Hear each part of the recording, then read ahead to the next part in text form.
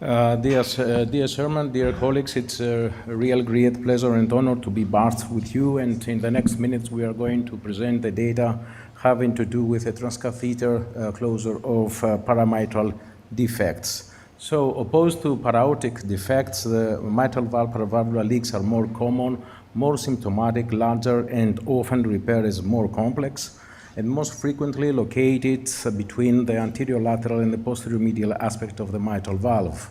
In 80 to 85% of the cases, they are oval or crescent in shape, having irregular borders.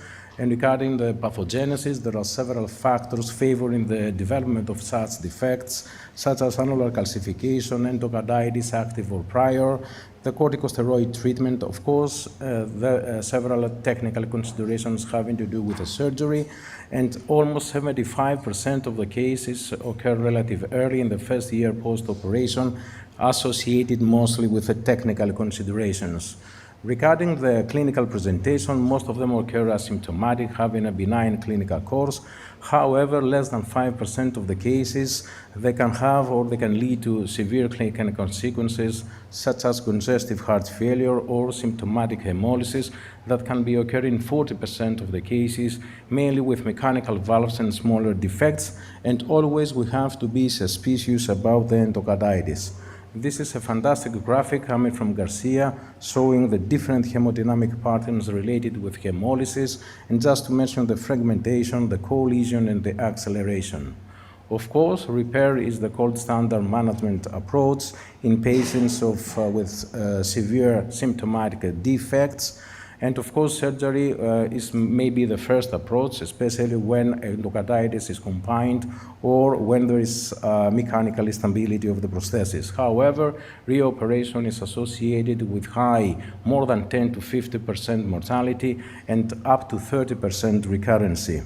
This is a very nice observational study coming from Mayo Clinic showing similar recurrency regarding the reintervention rate between percutaneous and surgical approach.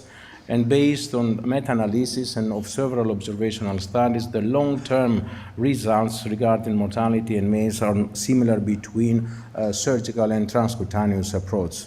Very recently, a few weeks ago, we have the data coming from the KISS registry, almost 350 cases, which showed the early benefit of transcutaneous approach regarding mortality and complications in the comparable long-term results.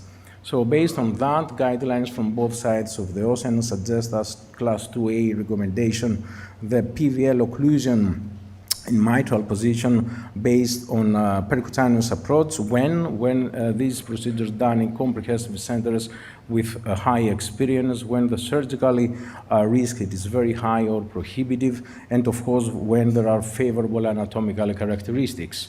Limitations to proceed through percutaneous approach to close such defects is the high severe instability of the prosthesis, the so-called rocking valve, the presence of thrombus, the active endocarditis, and of course when another operation must be done. When we want to evaluate, gold standard approach is the echocardiography, and especially the transesophageal echocardiography. By using the Q-lab and 3T analysis, we can estimate the severity, we can define the location, the size, shape, and orientation, having always in mind the dropout phenomenon. And when we want to go one step further, we have to proceed with ECG-gated CT analysis using 3D and 4D reconstructions, and which can define better the anatomy and the morphology of these defects, and also providing us information regarding the optimal crossing angle. Imaging is also important during procedure. Transesophageal echocardiography gives us important information for the precise deployment and implantation of the devices in order to estimate the correct function of the prosthetic valve, and of course to estimate the residual degree of paravalvular leak, and of course by using different fluoroscopic projections like the left projections, which can show us the mitral valve and phase so we can better confirm the correct widening through smaller leaks, or the right projections, which are very helpful during implantation process. Fusion techniques can also be used. They can give us, provide us dynamic information during the procedure for the better and the correct wiring and implantation of the devices. And regarding across which is the access site, in case of the paramitral defects, we have always to think first the antegrader approach through the septum. In such cases, we have to follow the rules that we follow for the TR procedure, so we have to go posterior and slightly superior in order to have more space inside the left atrium. As an alternative, and especially in posterior and septal-oriented defects, we have to use, or we can use the retrograde transapical approach, which give us direct and easy access. And no more, we don't use further the retrograde approach through the femoral artery due to the electrical and hemodynamic instability. Of course, when further support is needed, we can use the different loop techniques. And regarding the device that we can use, of course, up to now, there is no dedicated device. Most of these devices made from nitinol. In the early years, we used the ASD and the VSD devices, and lately we use more often the AVP2 for round shaped defects, or the AVP3, which is better adapted for crescent and shaped defects. The AVP3 has CE marked approved in Europe, not at the moment FDA approval. However, we expect the data from the paradigm study, which is going to give us new insights regarding the AVP3 in such defects. Up to now in Europe, the only dedicated device is the Occlutech. It has CE mark since 2014. It comes in two different geometries, square and rectangular. The latter one is the more often used, up to 70% of the cases. It has a secure mechanism, and of course it is available in different sizes. And based on that, we can decide which type of device we have to implant and with which way, based on the size, if it is small or large, based on the shape, if it is oval, crescent, or based on the complexity. In case of complex anatomies, very large anatomies, or anatomies with boundaries which prevent the full expansion of the device, we can go with simultaneous or sequence deployment technique. And this is a very interesting technique, very recently published in JACC intervention, coming from memory, 40 cases for both para-aortic and paramitral defects, showing this interesting sequential deployment of a covered stent initially and thereafter a vascular blag. The technical success was 100%. There was no in-hospital complication or post-procedural hemolysis. Of course, although costly and expensive, the 3D printing models can be used, especially in complex morphologies, and always during procedures we have to be aware about issues regarding the resistance and the friction in advancing our devices by using different tips and tricks like stiffer wires or smaller hydrophilic catheters if that's possible, and the so-called span cans. By pushing and pulling technique, we can overcome such restrictions. Regarding the complications, we have always to be aware about the interference of the device with a prosthetic valve that can lead in sudden hemodynamic deterioration, and of course the embolization of the occluded device, which more often occurs early during the procedure. However, late medications can extremely occur. Hemolysis is another complication that can be seen during the follow-up of our procedures, and these can be seen mainly after not totally occluded defects, in partially occluded defect, in severe calcified cases, and of course more often in mechanical valves. In such cases, the first approach is to wait, hoping that the epithelialization of the occluder device and the development of the fibrosis is going to close these defects, diminishing the disruption of the red blood cells. And this is the first publication in chest in 1975 showing the spontaneous closure of paravalvular clique. This is the first publication in 92 in JACC coming from Hurricane for a percutaneous approach for para-aortic defects, and the first publication for paramitral defects done by Pate in 2001 with a small series of cases Since then, there are several publications from a small series and observational studies showing a satisfactory high technical success rates, more than 80 to 85% of the cases. 3 years ago, we published the Greek data, almost 40 cases for both para-aortic and paramitral defects, showing very high technical success up to 90-95%, and by using the AVP3 device as the most commonly used device.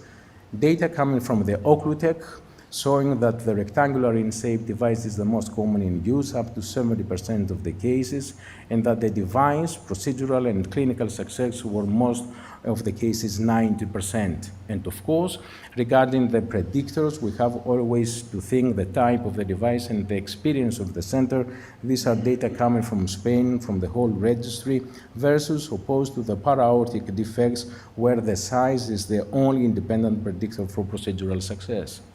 Based on that, there are several algorithms proposed showing that in symptomatic, severely symptomatic paramitral defects, especially when endocarditis or instability of the prosthetic valve exists, we have to think first the reduced surgery. In all other cases, we have to think the percutaneous approach, and by that, I want to conclude by saying that the paramitral defects are relatively rare.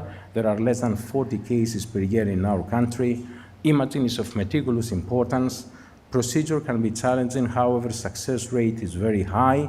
In case of hemolytic anemia, we have to target the complete resolution of the defect, and of course, based on the recently published guidelines, decision of whether we can proceed with transcatheter or percutaneous or surgical approach depends on the risk status of the patient, the anatomical and morphological characteristics of the defect, and of course, the expertise of the center. And with that, I want to thank you for your attention. Thank you, Dr. Chalapas. I will give you a final message that it's fortunately a rather rare condition, but the percutaneous treatment is building up. Professor Voronikis, any experience in Greece with yes. I think we have the most, I would say, experience. A few centers are doing the procedure. This is an excellent presentation, but we have to admit that this is a very, I would say, difficult in a way that you cannot have certain steps. During the procedure, you can fail in several steps. So it takes some experience, but also some, I would say, special conditions going to do. You might enter the leak and then you will not be able to cross the catheter. You have to develop loops. So it's a very, very complicated procedure, and it needs time also. And it's different between the aortic and the mitral, of course. Imaging is very important. We have here Michael, who is an expert, so he can confirm that. But excellent presentation otherwise. Thank you. I just want to comment one case that we had that had severe hemolysis in the mitral valve. We corrected it with one device. There was some residual, which we thought was okay, but the patient continued to have severe hemolysis. And we tried again from a different approach, but we were unable to close it completely. So that's, as you mentioned. Hemolysis is an issue, and in almost 50% of the cases with paravalvular defects, there is 50% subclinical hemolysis. So we have always to be aware and be suspicious about that. Thanks for the comment. Yes. Any comment from the audience? Final comment from the audience? Congratulations on an excellent presentation. Supposedly, this is a mild to moderate paravalvular leak and the patient is relatively stable, no severe hemolysis. How would you suggest we follow these patients? Which modality? The echo, the TOE, CMR, volumetric criteria, and how often should we see them, especially as we said that sometimes deterioration might be subclinical? Thank you. Thank you for your question. In case of not severely symptomatic with no congestive heart failure or no symptomatic hemolysis, then we go straight for the follow-up with echo. This is the first modality. And regarding hemolysis, we have to use the different laboratory parameters, like the haptoglobulin, the indirect bilirubin, and so on. So regarding the follow-up, that depends on the situation. Excuse me? That depends on the severity and if we are suspicious about that, yes. Imaging is important, especially CT can be very useful, and CMR as well. Okay, thank you, Dr. Chalapas. Thank We you. have to proceed.